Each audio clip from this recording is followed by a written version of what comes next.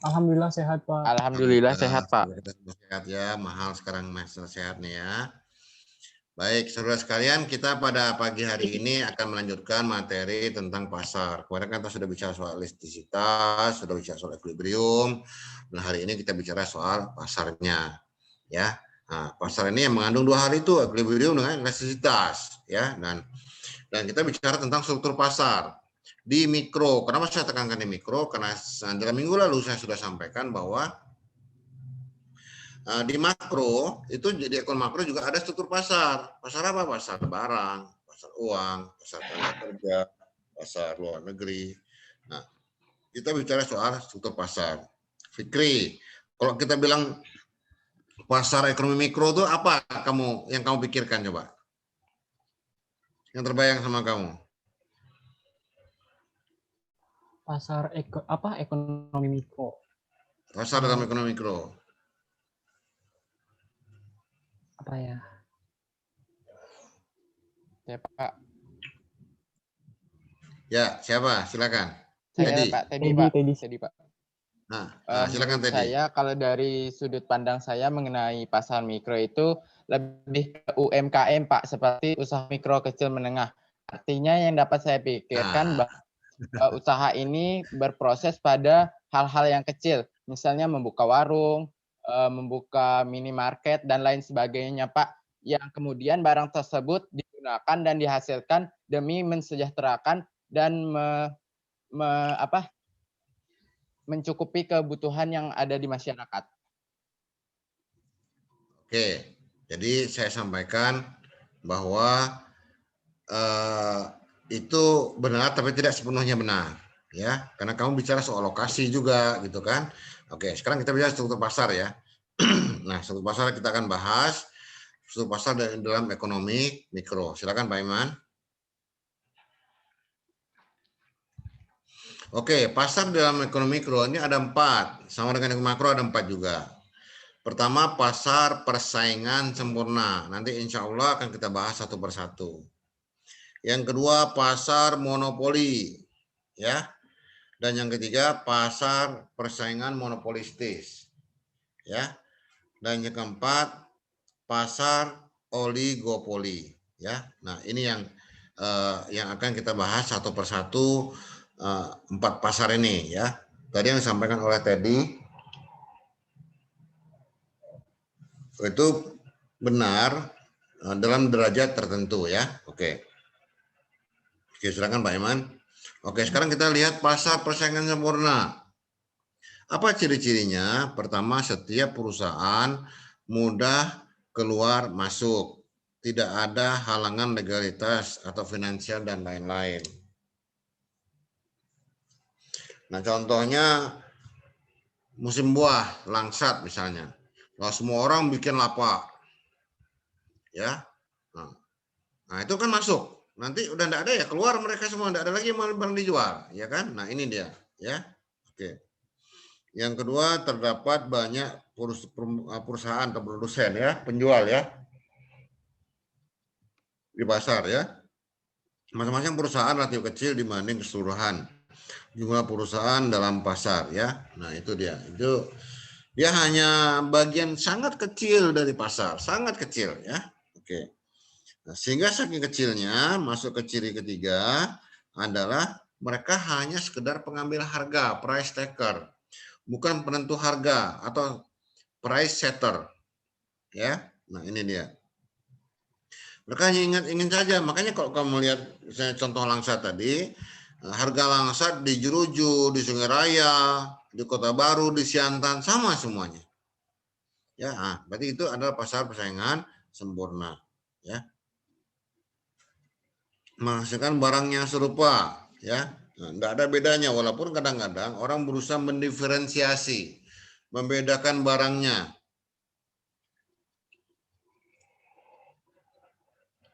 Contoh, ada, wah ini jeruk madu Pak, ya jeruknya barang itulah, cuma dia kasih nama madu ya sedikit gitu kan.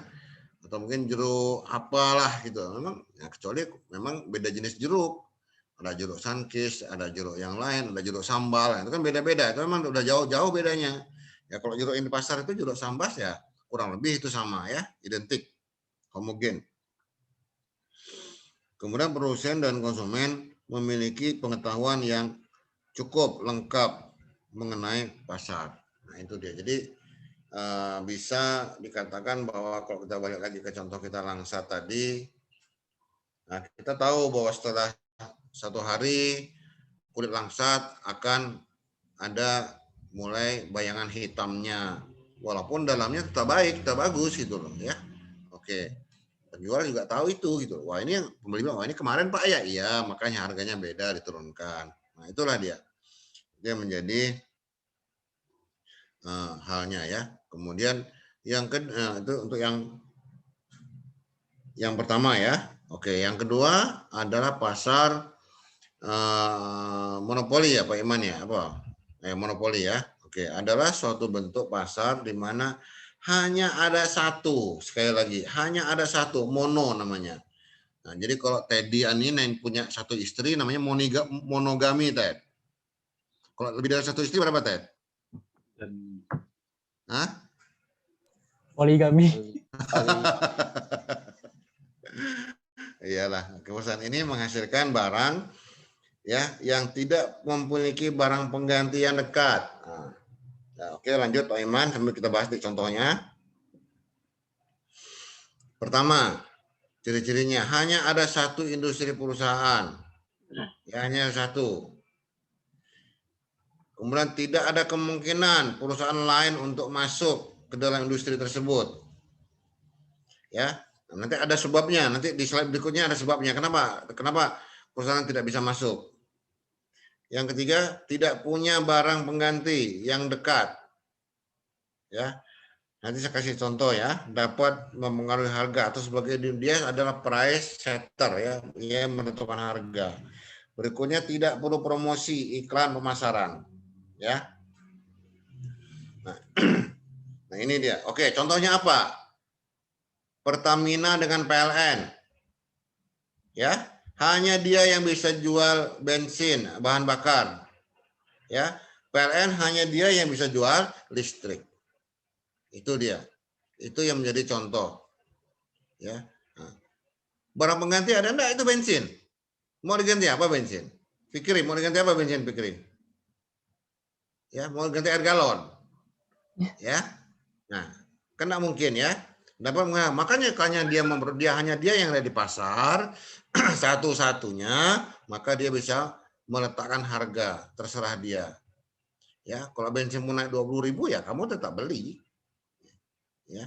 Nah, kemudian tidak perlu promosi iklan, masalah. Tujuan iklan adalah untuk merebut pangsa pasar atau mempertahankan pangsa pasar dari pesaing. Lah dia tidak punya pesaing.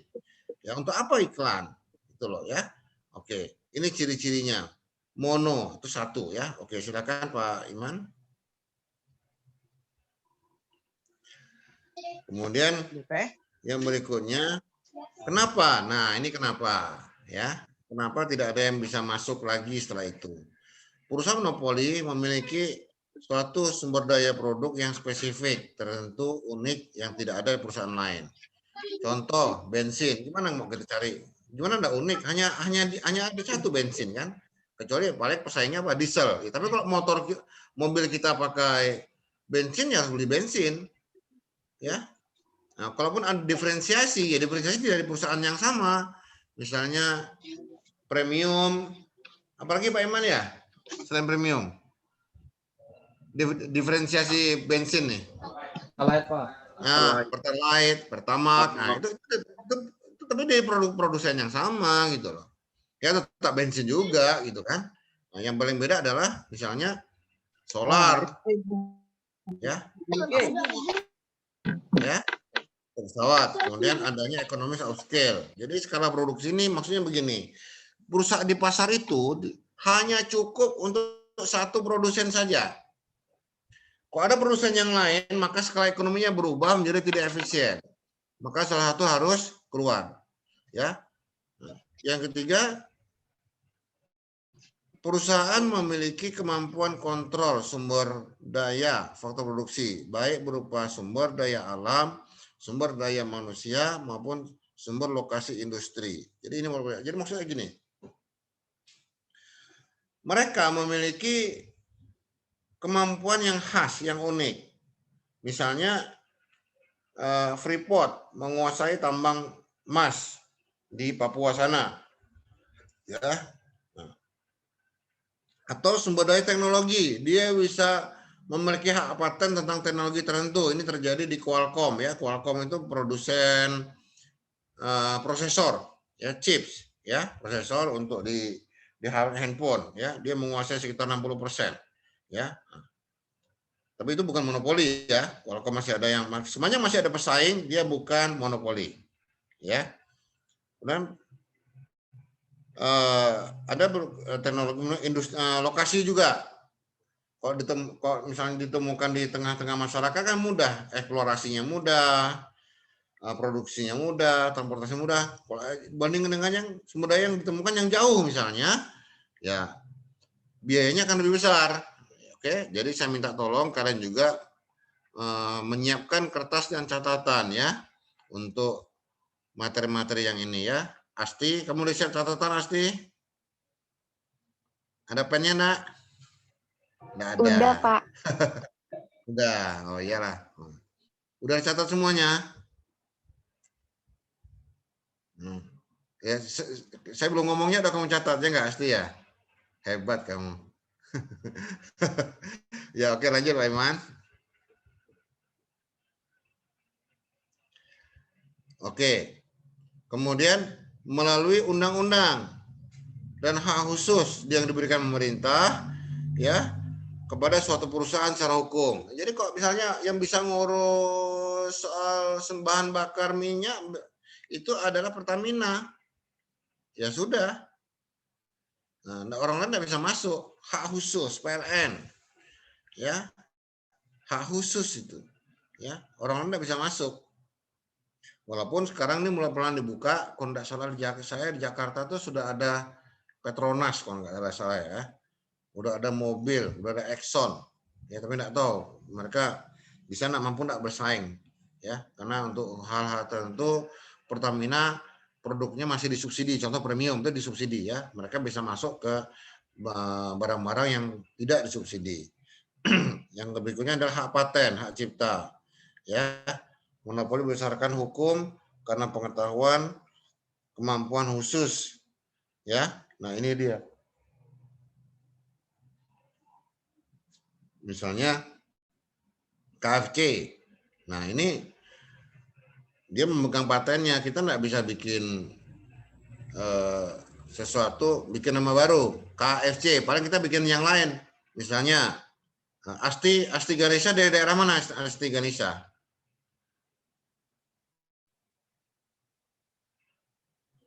Pontianak. Kamu dari Pontianak. Kamu anak-anaknya tinggalnya di daerah mana tinggalnya? Di Gajah Mada. Nah, kamu bisa bikin Gajah Mada fried chicken misalnya. Yang tinggal di Wajuk bikin Wajuk fried chicken misalnya. Segedong bikin Segedong fried chicken, enggak apa-apa asal jangan Kentucky fried chicken gitu loh. Ya. Oke, ini ada hambatan legalitas. Oke, lanjut Pak Iman. Oke. Dalam Islam, aktivitas yang mirip dengan monopoli ada namanya ihtikar dan bai najasyi. Ya. Ihtikar dalam supply, dalam penawaran adalah membuat entrepreneur menghambat produsen lain masuk. Apa yang bikin hambatannya? Ya, teknologi tadi. Ya, hanya dia pegang patennya, hanya dia bisa bikin proses produksinya. Yang kedua apa? Mungkin sumber daya manusianya, hanya dia yang tahu resepnya gitu loh. Yang ketiga apa? Mungkin masalah lokasi gitu loh. Yang keempat apa? Mungkin masalah legalitas hukum gitu loh. Ya, yang berikutnya adalah karena ada yang disebutkan bai najasyi dalam supply menciptakan permintaan palsu. Seolah ada permintaan terhadap barang tersebut. Ya, seolah ada permintaan terhadap barang tersebut. Nah, ini yang menjadi apa? Concern kita. Jadi seolah-olah ada permintaan yang cukup tinggi yang barang tersebut sehingga dia menguasai pasar yang cukup besar. Nah, yang pada akhirnya perusahaan penjual tersebut bisa dianggap sebagai penjual atau produsen di pasar monopoli. Ya, oke, silakan lagi Pak Iman.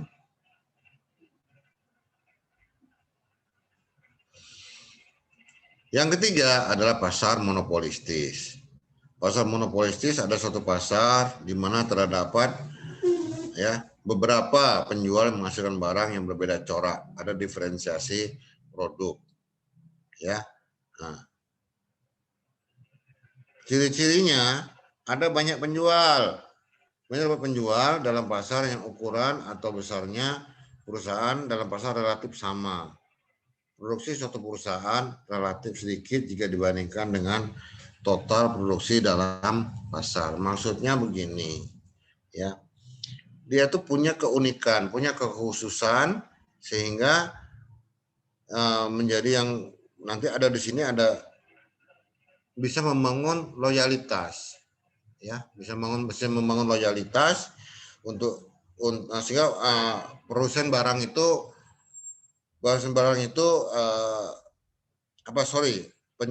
pembeli akan tetap membeli barang tersebut walaupun harganya mungkin sedikit naik, ya. Barang dihasilkan bermacam-macam. Ini barang yang dihasilkan banyak dan mudah membedakan antara barang yang dihasilkan oleh suatu perusahaan dan perusahaan yang lain. Dari mana perbedaannya? Contoh sabun, ya, harumnya beda, bentuknya beda, ada yang melengkung, ada yang oval, ada yang segi empat, ya. Harumnya beda, warnanya beda, kemudian bentuknya beda, kemasannya pun beda. Kadang selipkan hadiah lagi di situ, ada after sales service lagi, ya, pelayanan setelah penjualan, ya.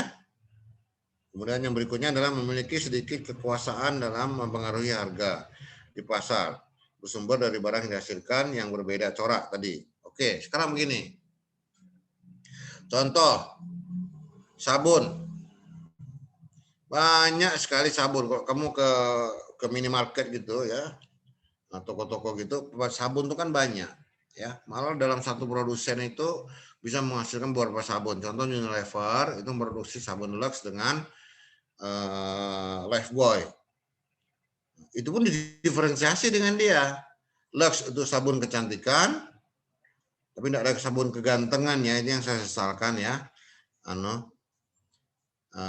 Kemudian ada juga Lifebuoy diberi jargon untuk label sabun kesehatan. Walaupun begitu, sabun kecantikan juga banyak pesaingnya dia perusahaan yang lain. Dari P&G itu kan ada ya perusahaan-perusahaannya. Kemudian ada juga sabun kesehatan, misalnya Acetso, ya.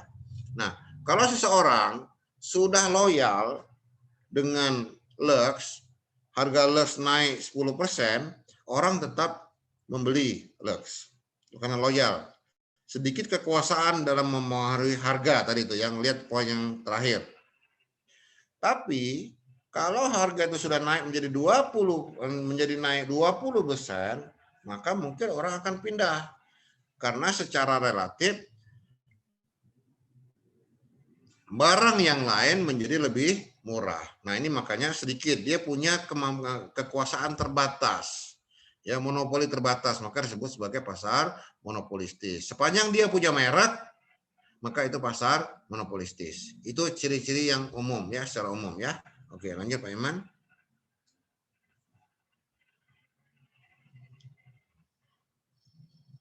Kemudian relatif mudah bagi perusahaan untuk masuk, tapi tidak mudah dalam pasar persaingan, tidak semudah di pasar persaingan sempurna, ya. Itu dia. Pertama, perlu modal yang besar. Ada diferensi produk, maka perusahaan yang masuk harus mampu membentuk brand image. Ya, contoh kamu beli handphone saja lah, ya.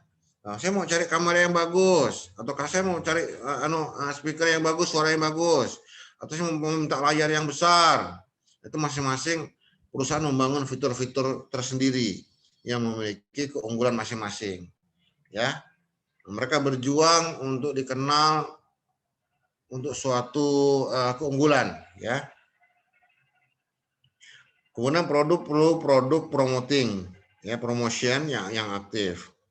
Harga bukan penentu utama dari pangsa pasar atau market share, tapi terletak pada faktor kemampuan dalam membentuk brand image, mutu dan kualitas barang dan pelayanan dalam penjualan, termasuk juga after sales service. Kalau kita beli handphone, tapi tidak ada istilahnya apa ya di sini ya, tidak ada bengkelnya, tidak ada untuk apa namanya ya, nah service centernya, orang kan mikir juga gitu loh. Nah, kalau penjual kan bilang, oh Pak, ini ada service centernya, Bu di sana, Kak, Mbak, Bang, ini ada service centernya di sini. Jadi kita mudah gitu loh, kalau ada apa-apa. Oh, nggak bisa dikirim Jakarta. Oh, nggak mungkin, ya, nggak mungkin. Manusia sekarang tak bisa hidup tanpa handphone, ya. Nah, ketika handphone udah kuota habis, ini masalah besar, ya. Ini dia. Jadi sampai saya sedikit bercanda dengan mahasiswa saya, ini belum makan siang, kuota habis. Yang dibeli apa? Kuota, bukan makan siang ya. Nah, itu dia di gurauan saya gitu ya. Oke. Jadi promosi bisa besar. Kamu lihat contohnya sekarang nih, promosi handphone tuh luar biasa. Macam-macam produknya ya. Itu dia. Tapi enggak apa-apa, yang untung siapa ya? Ya pembeli. Dia mencari best buy, pembeli yang terbaik. Ya harga murah dengan fitur terbaik, ya itu dia. Karena pegang handphone pun tidak lama-lama, paling 2-3 tahun ganti, 2-3 tahun ganti gitu kan. Ya, makanya sekarang yang banyak dihadapi sekarang sampah teknologi nih, sampah handphone mau dibuang kemana gitu. Ya, oke lanjut Pak Iman. Oligopoli, ya. Nah, ini pasar yang terakhir, yaitu pasar dari hanya sedikit atau beberapa perusahaan penjual saja. Ya, hanya sedikit. Seberapa sedikit tergantung besaran pasarnya. Kalau pasarnya agak besar, ya, dibilang 10 pun masih sedikit. Kalau pasarnya kecil, 10 itu sudah terlalu banyak gitu. Mungkin hanya 2 saja, 3 saja ya. Oke, lanjut Pak. Nah, ciri-cirinya, barang yang dihasilkan biasanya barang standar ya, atau barang yang berbeda corak, tapi umumnya merupakan barang akhir. Barang akhir itu apa? Barang langsung bisa dipakai ya. Oke. Barang standar contohnya industri bangunan. Bangunan tuh apa ya? Kayak keramiknya, catnya, itu kan langsung bisa dipakai ya. Aluminium, semen, ya itu dia. Semen kan perusahaan tidak banyak ya. Malah yang BUMN itu sudah digabung menjadi Semen Indonesia. Barang berbeda corak, contohnya industri mobil, ya. Nah, mobil itu kan enggak banyak mereknya, enggak sampai 10 merek kali Indonesia nih ya. Oke. Industri rokok, ya. Nah, selain yang besar-besar kayak Jarum, Gudang Garam, kemudian apalagi itu ya, ada beberapa itu, ya ada yang kecil-kecil juga sih, ya. Oke. Di pasar oligopoli ini, produsen ya bisa menentukan harga seberapa kuat, tergantung kondisinya. Kadang dia bisa lemah, kadang dia bisa kuat, tergantung pada bentuk kerjasama antara perusahaan dalam pasar oligopoli.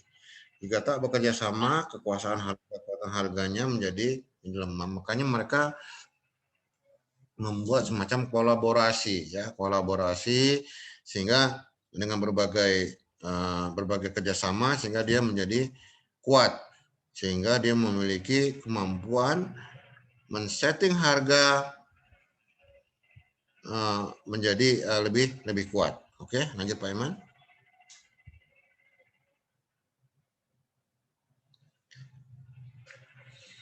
Diperlukan promosi iklan, ya, tapi itu tergantung pada jenis barang yang dihasilkan. Jika standar tidak terlalu intens, maka tapi jika barang berbeda corak, barang akhir sebagai sangat intens, perusahaan Pasar oligopoli umumnya telah menikmati keuntungan dalam skala ekonomi yang cukup besar, terutama untuk pasar barang standar. Untuk ya contoh sederhana lagi yang sering kalian persaingan promosi ya antara Coca-Cola dengan Pepsi Cola. Kalau nggak salah Pepsi udah keluar kalau nggak salah sekarang nih dari Indonesia. Tapi nggak tahu ya, lupa saya. Hah? Udah keluar kan? Udah keluar, nggak tahu. Tapi bukan masalah persaingan, dia masalah kerjasamanya sudah putus dengan produsen di Indonesia.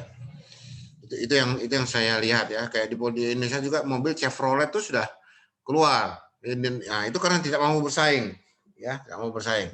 Ya, jadi teknologinya sekarang banyak dia jual di apa istilah di license, ya di license yang saya dengar banyak di license kepada Wuling, perusahaan mobil Wuling sekarang, ya. Nah, jadi barangnya tetap laku walaupun dengan merek yang berbeda. Cuma dia pakai teknologi, yang dipakai adalah teknologinya. Ini dia. Nah, inilah perlu inovasi, terutama kalau misalnya di pasar handphone misalnya. Nah, saya tidak pernah membayangkan handphone bisa kayak gini sekarang, ya. Berapa gadget yang bisa digantikan? TV bisa digantikan, radio, ya, kamera, foto, kamera video, semua bisa berganti, kalkulator bisa digantikan pakai ini, ya semuanya bisa menjadi cukup satu gadget saja, ya. Oke, sekarang misalnya printer. Dulu printer, kemudian mesin fotokopi, kemudian mesin scanner itu beda-beda. Sekarang udah jadi satu. Printer bisa fotokopi juga, bisa scanner juga gitu ya. Nggak tahu nanti bisa jadi apa lagi gitu ya. Oke. Habis ya, oke. Waktu masih 5 menit ya, waktu masih 5 menit. Sekarang coba saya mau bertanya kepada Rezeki Hajar. Ya, Rezeki Hajar. Halo Rezeki. Halo Pak. Nah, Rezeki, tolong saya kasih contoh pasar barang di pasar persaingan sempurna. Ya, pasar persaingan sempurna. Assalamualaikum. Pak, Ya. mau nanya konseling di bimbel di sini Pak ya, yang untuk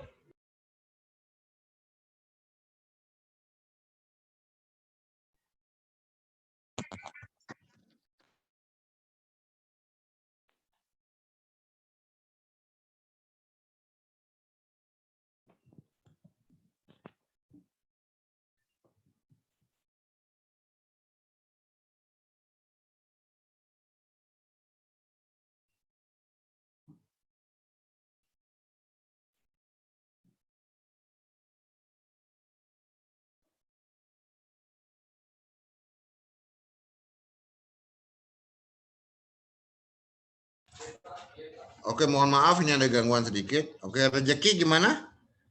Pasar persaingan sempurna, contohnya? Tentang persaingan pasar sempurna ya Pak. Ya, agak keras suaranya, Rezeki. Saya nggak kedengaran nih. Untuk Aldi, tolong pasar monopoli. Saya kasih tahu apa contohnya. Untuk contoh pasar persaingan sempurna seperti pasar sayur Pak. Sayur ya, oke. Kira-kira Rezeki, ada enggak yang berusaha mendiferensiasi, membuat produknya berbeda di pasar sayur ini? Ada contoh enggak? Ada orang-orang menyebut apa misalnya? Ya. Pasar hidroponik, sayur hidroponik, sayur organik, ya kan? Ya Pak, bisa. Nah, itu dia. Oke. Kemudian Aldi, gimana? Pasar monopoli Aldi, ada contohnya? Cepat Aldi, waktunya sedikit nih. Contohnya Pertamina, Pak.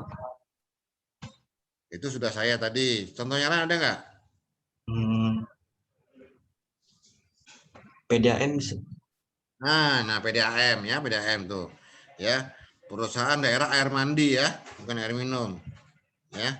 Nah, kalau nggak minum sekarang orang udah banyak beli galon. Ya, Fitra.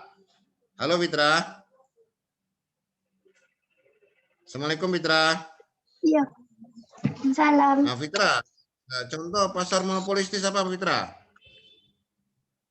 Apa Pak? Contoh pasar monopolistis.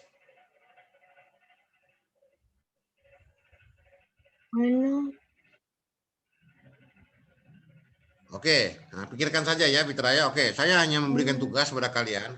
Tugas pertama adalah Sabun. tolong kembangkan materi-materi ini, dicari referensi-referensi tambahan di internet. Cari apa itu monopoli, pasangan sempurna, oligopoli, dan monopolistis. Tolong dicari, dikembangkan.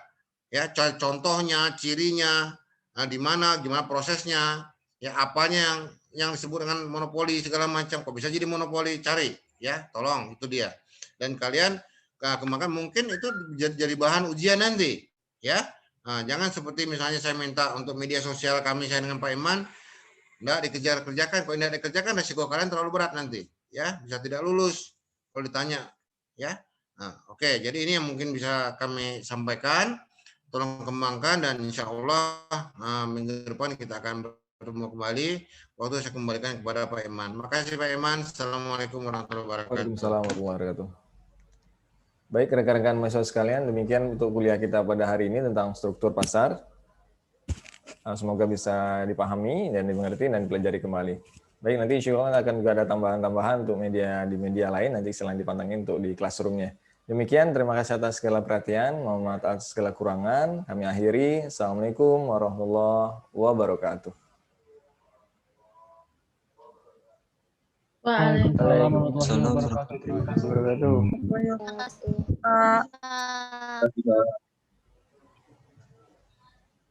Wabarakatuh.